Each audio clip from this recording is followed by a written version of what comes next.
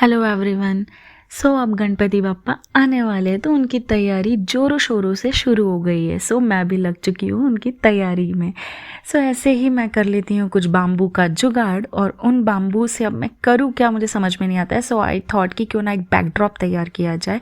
सो मैं ये कुछ वायर और बाम्बू के साथ अपने छोटे भाई के साथ लग जाती हूँ काम पे। इस टाइम मैं इतना कन्फ्यूज़ थी कि सिर्फ बैकड्रॉप तैयार करूँ या प्रॉपर एज अ मंडा टाइप तैयार करूँ, ताकि अपर डेकोरेशन भी हो जाए, लेफ़्ट राइट डेकोरेशन भी हो जाए। और फिर डेकोरेशन करे तो सिर्फ फ्लावर्स का करे या सिर्फ बेला का करे या सिर्फ नेचुरल ही रहने दे। नेचुरल मतलब सिर्फ हरी पत्ती वगैरह लगा के, कुछ भी समझ में नहीं आ रहा था। सो आई थॉट कि अभी तो सिर्फ मंडा तैयार करने में फ़ोकस रखते हैं, वो ही ज़्यादा बेटर रहेगा।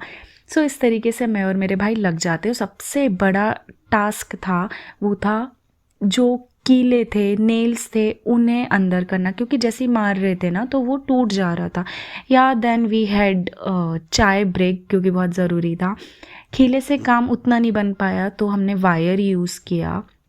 पूरे ऑल कॉर्नर्स पे हमने वायर लगा दिए, बट उससे स्ट्रेंथ नहीं आ रही थी उतनी, बहुत ज़्यादा फ्लेक्सिबल हो रहा था, एकदम ऐसे टाइट नहीं हो रहा था। सो हमने अपना देसी उपाय अपनाया और हमने लगाया सुतली। हमने सुतली का प्रयोग किया क्योंकि वो उससे हो ही नहीं रहा था वायर से।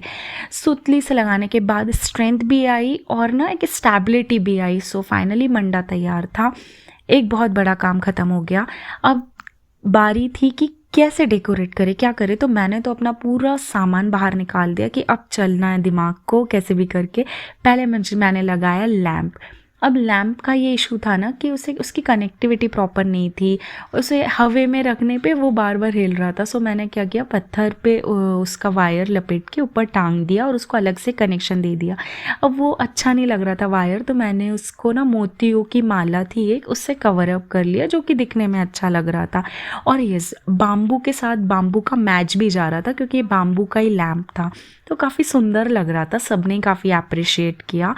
और फिर उसके बाद आगे की तैयारी कैसे करें, बैकड्रॉप को कैसे मंडे को कैसे तैयार करें, ये समझ में नहीं आ रहा था।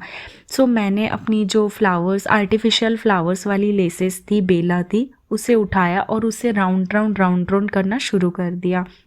और कलर्स भी समझ में नहीं आ रहे थे क्योंकि we had that pink and purple Bela.